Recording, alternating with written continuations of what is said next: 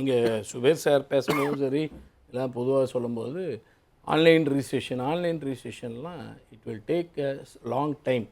அப்போ 2 வருஷத்துக்கு முன்னாடிலேருந்து எங்கள் பட்ஜெட்டே பார்க்கல சார்னு நினைக்கிறேன். ஏன்னா தொடர்ந்து நாங்கள் எங்களோட இதில் இல்லை இம்ப்ளிமெண்ட் பண்ணிருக்காங்க. அதை தான் சொல்கிறேன். அப்போ நீங்களும் தாவேக்காவுக்கு சார்பாக பேசுகிற மாதிரியே பேசிடாதீங்க. இல்லை ஒரு ஆன்கோயிங் ப்ராஜெக்ட், ஒரு 2 இயர்ஸ் மேலே சாஃப்ட்வேர் டெவலப் பண்ணி அதை கொண்டு வந்து சேர்த்து கொடுத்தா இல்லை சார் சொல்லிடுறேன். கொடுத்துருக்குன்னா அதை உட்காந்துட்டு இன்னும் நடந்துற போகுதுன்னா அப்போ நாங்கள் எவ்வளோ பெரிய ப்ராசஸ் பண்ணியிருக்கோம். மிக சாதாரணமாக எடுத்து வைக்க அப்படி தாவேக்கா வந்து 90 நாளில் 100 நாளில் ஆன்லைன் ரிஜிஸ்ட்ரேஷன் கொண்டு வந்தாச்சுன்ற மாதிரி ஆக்கிடாதீங்க.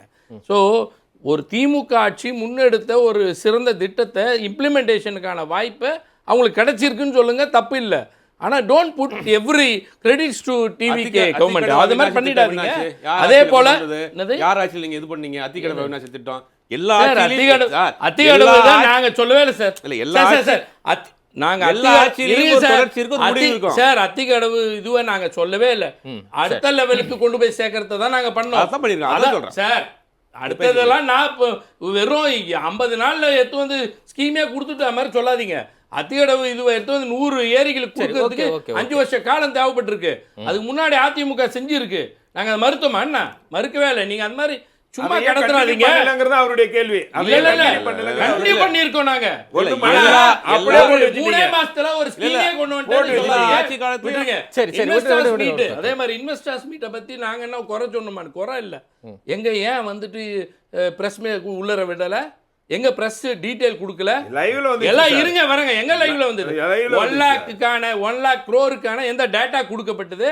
வெறும் 1 லட்சம் ரூபாய் கேபிட்டல் உள்ள ஒரு company light house green digital services ஏதோ டேட்டா சர்வீசஸ் வெறும் 1 லட்சம் ரூபாய் கேபிட்டல் உள்ள ஒரு கம்பெனியை 10,000 கோடி ரூபாய் முதலீட்டோட தூத்துக்குடி வரப்போகுதுன்னு போடுற பித்தலாட்டத்தை எங்கன்னா பார்த்துருக்கீங்களா?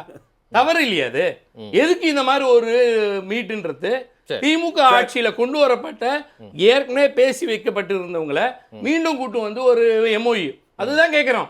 அதனாலதான் நீங்க மீடியாஸை உள்ள விடலன்றேன். நீங்க வந்து இருங்க வந்து முடிக்க விடுங்க சார். முடிக்க விடுங்க சார். சோ எம்ஓயுஸ் வந்து கன்வர்ஷன் இஸ் வெரி இம்பார்ட்டன்ட்.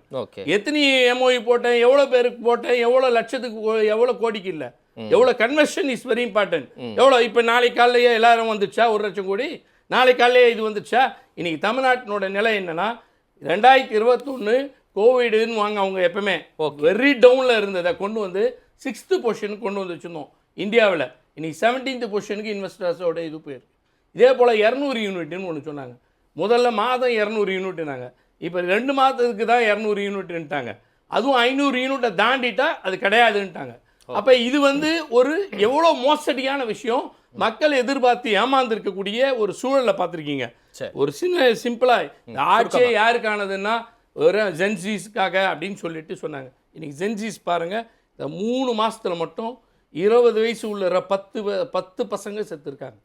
16 வயசு தனுஷ் பள்ளி பக்கத்தில் அடிச்சு கொலை, 19 வயசான அமுதன் 20 பேரால் அடிச்சு கொலை, அதே மாணவர்களாக 13 வயசு பள்ளி மாணவன் இப்போ வந்து இங்கே வந்து திருவொற்றியூர் கிட்ட அடிச்சு கொலை. இவ்வளோ மோசமான ஒரு தாக்குதலோட நடந்து கொண்டிருக்கு. சார் சொன்ன ரீல்ஸை மட்டும் முடிச்சிடறேன். நான் ரீல்ஸை பற்றி நாங்கள் தவறாக சொல்லவில்லை. ரீல்ஸ்ன்றது ஒரு media, one of the media, we agree with that. நாங்களாம் இப்போ ரீல்ஸ் போடவே இல்லையான்னு அது கிடையாது. கண்டென்ட்டை நீங்கள் ஒட்டுமொத்தமாக ஏமாற்றி தவறான செய்திகளை போடுவதைத்தான் நாங்கள் கண்டிக்கிறோம். நீங்க வந்துட்டு இன்னைக்கு சட்டப்பேரவையில் பிரச்சனையை எதிர்கட்சி தலைவர் கேட்கிறாரு. முதலமைச்சர் தான் அதுக்கு பதில் சொல்ல வேண்டியவர். முதலமைச்சர் லாவகமாக தவிர்த்து விட்டு வராமலேயே தவிர்ப்பது என்பது எந்த வகையான நியாயம்? முதலமைச்சர் வந்து இதுக்கு பதில் சொல்ல வேண்டாமா? சட்டம் ஒழுங்கு பிரச்சனைக்கு வந்து சொல்ல வேண்டாமா? ஆனா மாறுதலா ஒரு அமைச்சர் பதில் சொல்றாரு. கேட்டா நாங்க கலெக்டிவ் இந்த மாதிரி ஒரு தவறான ஒரு ஆட்சி முறையை நகர்த்தி செல்வது தவறு என்பதை தான் சுட்டி காட்டுறோம். புதியவர்கள் யாரும் பதில் சொல்லக்கூடாது. சரியா சொல்லுங்க. நன்றி. சில வார்த்தை மட்டும். இன்னைக்கு பர்பஸாலாம் போல இன்னைக்கு ஒரு இந்தியா டுடே பத்திரிகையினுடைய பத்திரிகையாளர் ஒரு விழாவை துவக்க வைக்கிறதுக்கான போவாட்டினாலும் போலன்றாங்க. காவல்துறை மானியம் வரப்போகுது. அன்னைக்கு முதலமைச்சர் கண்டிப்பாக பதில் சொல்லுவார். என்ன ரெண்டாவது வந்து நண்பர் சொன்னாரு 1000 ரூபாய் அனைத்து ரேஷன் கார்டுகளுக்கும் கொடுப்பறேன்னு சொல்லிட்டு சரி, தகுதி okay, தராதரம் okay, பார்த்தது okay. 200. சரி, okay. MOE ஏன் திமுக ஆட்சி காலத்துல போடல? சரி, okay. நான் கேக்குறேன், நீங்க பேசுனீங்களே காரணம் போட்ட என்னன்னா, MOE ஒவ்வொரு விஷயத்துக்கும் பணம் கேட்டீங்க. சரி, உங்களுடைய இல்ல, குற்றச்சாட்டு ஜவஹர்லால், எதுக்கு ஏங்க, அப்படி திருப்பி இருந்தா- இன்னொரு debate? இல்ல சார், நான் அவர் என்ன சொன்னது- கேட்டேன் உங்ககிட்ட? என்ன சொன்னேன்? ஃபைனலா முடிங்கன்னா எதுக்கு திருப்பி ஒரு டிபேட்? இப்ப அவர் பதில் சொல்லுங்கறாருல. இல்ல சார், MOE சொன்னதுனால நான் சொல்லல. சரி, சொல்ல வேண்டிய கடமை அவருக்காகலாம் நான் சொல்ல வரல. புதுதில்லியில இல்ல, இல்ல, இல்ல. அவருக்காகலாம் நான் சொல்ல வரல. நம்ம நாட்டு மக்கள் பார்க்கட்டும்னு.